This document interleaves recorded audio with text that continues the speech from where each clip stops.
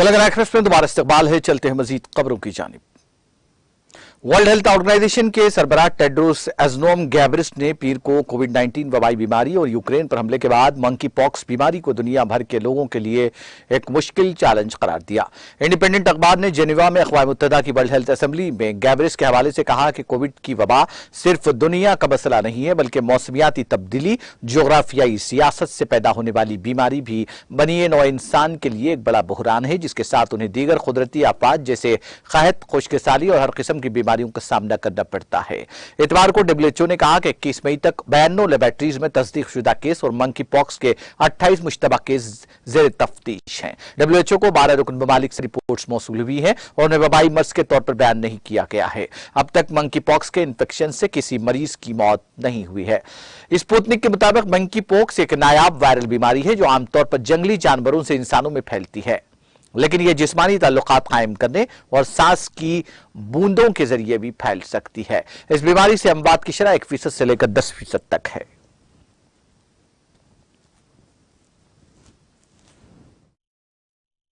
Resilient, low carbon health systems. We issued new air population guideline, new air pollution guidelines, setting new limits for air quality based on mounting evidence of the harms to health for air pollution at even lower concentrations than previously thought. 71 countries are now using WHO guidelines or tools on the health response to violence against women. Road deaths have stabilized despite a continued rise in the number of cars. And the global network for age-friendly cities and communities was expanded, supporting more than 1,300 cities in 52 countries to become better places in which to live and age.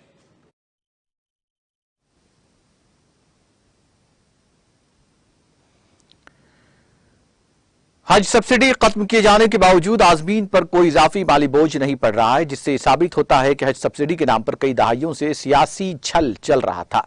मरकजी वजीर बराए अक़लियती उमूर और राज्यसभा में deputy leader Mukhtar Abbas Naqvi ने आज यहाँ scope complex में हज 2022 के लिए मुनक्किदा हज कोऑर्डिनेटर, हज असिस्टेंट और आजमीन को तिब्बी खिदमात फराहम करने वाले मुंतखब अफराद के लिए मुनक्किदा 2 रोज़ा तरबियती प्रोग्राम से खिताब करते हुए इन ख्यालात का इजहार किया। नकवी ने कहा कि मोदी हुकूमत ने सब्सिडी के सियासी छल को ईमानदारी के बल पर खत्म किया, जिससे हज के पूरे अमल में कई अहम इस्लाहात से एक तरफ जहां हज उमूर में शफाफियत आई, वहीं दूसरी जानिब 2 बरसों के वक्फे के बाद सफर हज पर जाने वाले आजमीन पर गैर जरूरी माली बोझ न पड़े, इसका भी इंतजाम किया गया है। हज के अमल के 7 फीचर डिजिटल ऑनलाइन होने से हिंदुस्तानी आजमीन के लिए आसानियां फराहम की गई हैं। जापान के 2 रोज़ा दौरे पर पहुंचने के बाद वज़ीर आज़म नरेंद्र मोदी ने पहली बार जापान के 4 आला कारोबारी लीडरों से मुलाकात की और उन्हें हिंदुस्तान में कारोबार और सरमायाकारी के इम्कानात और उनसे फायदा उठाने के बारे में बताया। अमेरिका, ऑस्ट्रेलिया, हिंदुस्तान और जापान के क्वाड्रेंगुलर अलायंस कोडा सरबराही इजलास में शिरकत के लिए आए मोदी ने अपनी कारोबारी मुलाकातों की शुरुआत डॉक्टर नबोहिरो एंडो, सदर एनईसी कॉरपोरेशन से की और फिर फास्ट रिटेलिंग कंपनी के सदर और चीफ एग्जीक्यूटिव ऑफिसर तदाशी यानाई, सुजुकी मोटर कॉरपोरेशन के सीनियर एडवाइजर ओसामू सुजुकी और सॉफ्ट बैंक ग्रुप कॉरपोरेशन के बोर्ड डायरेक्टर मासायुशी सोन से भी मुलाकात की। एंडो के साथ अपनी मुलाकात में मोदी ने हिंदुस्तान के टेलीकॉम सेक्टर में एनईसी के किरदार की सताइश की। चेन्नई, अंडमान और निकोबार जजायर और Kochi Lakshadweep optical fibre projects में एनईसी का ताउन अहम है। वज़ीर आज़म ने प्रोडक्टिविटी लिंक इंसेंटिव स्कीम का खाका पेश किया और नई उभरती हुई टेक्नोलॉजी के बारे में तबादला ख्याल किया और साथ ही हिंदुस्तान में टैक्सेशन और लेबर क़वानीन में लिबरलाइजेशन के बारे में मालूमात फराहम की।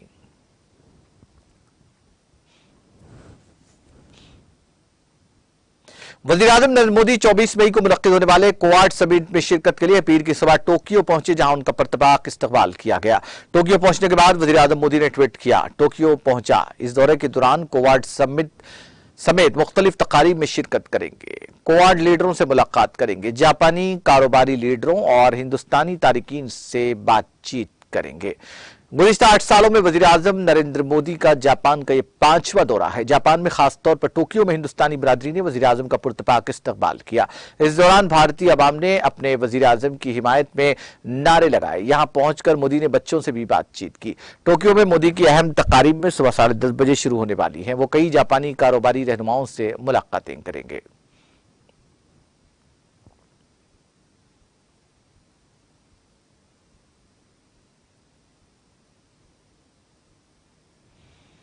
शिमाली कश्मीर के जिले बांडीपुरा में पीर की सुबह जलजले के हल्के झटके महसूस किए गए। ताहम किसी जानी या माली नुकसान की कोई इत्तला नहीं है। रेक्टर स्केल पर इस जलजले की शिद्दत 3.4 रिकॉर्ड की गई, जबकि इसकी गहराई 50 किलोमीटर थी। नेशनल सेंटर फॉर सेस्मोलॉजी के मुताबिक कश्मीर के जिले बांडीपुरा में पीर की सुबह 10:31 पर जलजले के झटके महसूस किए गए। उन्होंने कहा कि रेक्टर स्केल पर जलजले की शिद्दत 3.4 रिकॉर्ड की गई, जबकि उसकी गहराई 50 किलोमीटर थी।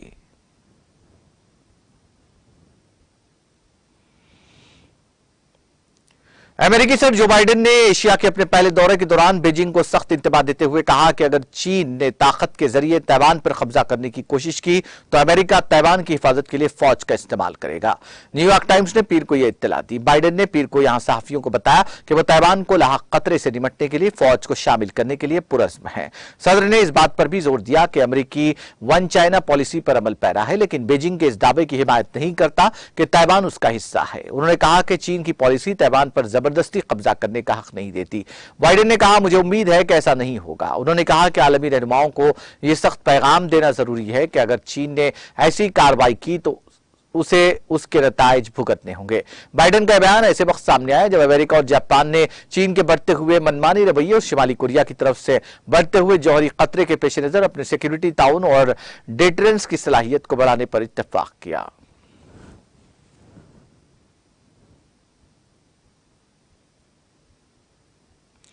ऑस्ट्रेलिया में लेबर पार्टी के रहनुमा एंथोनी अल्बानीज ने पीर को मुल्क के 31वें वजीर आजम के तौर पर हलफ लिया। अल्बानीज ने हफ्ते की रात वफाकी इंतखाबात में कामयाबी हासिल की।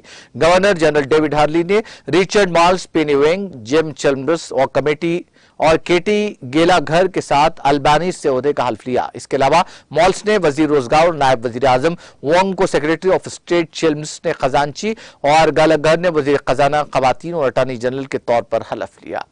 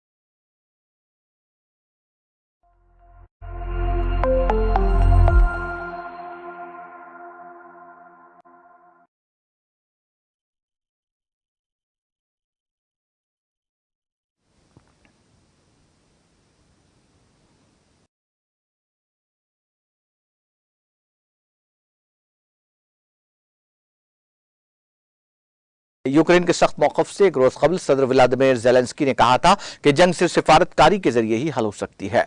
सदर के मुशीर मिखाइल पोडोल्क ने कहा कि रूस को कोई भी झूठ जंग को और भी बड़ा और खूनी बना देगी।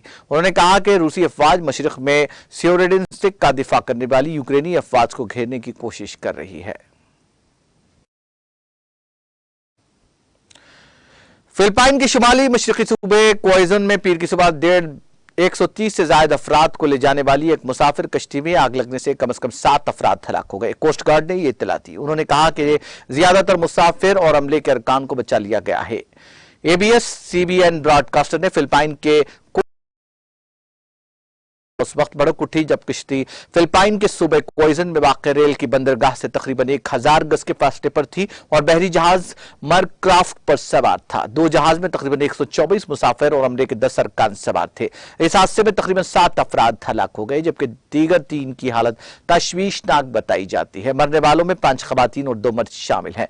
फिलिपाइन की मीडिया रिपोर्ट्स के मुताबिक कश्ती में आग लगने पर मुसाफिरों ने पानी में छलांग लगा दी। दरियासना पीसीजी और करीबी जहाजों के अमले ने फौरी तौर पर रेस्क्यू ऑपरेशन शुरू किया। पीसीजी के तर्जुमान अरमंड बालोली ने कहा कि कम से कम 120 अफराद को बचा लिया गया है जबकि दीगर 7 लापता हैं।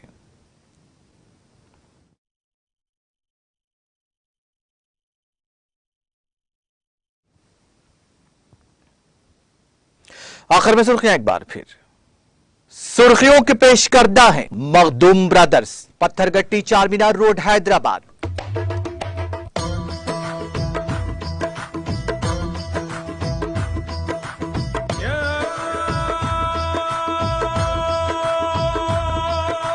Makhdoom brothers, Pathergatti Charminar road Hyderabad. Insurance company Swiss रे का हैदराबाद में सरमायाकारी से इत्तेफाक। कंपनी के नुमाइंदों की वजीर आईटी केटीआर से मुलाकात के बाद किया गया ऐलान।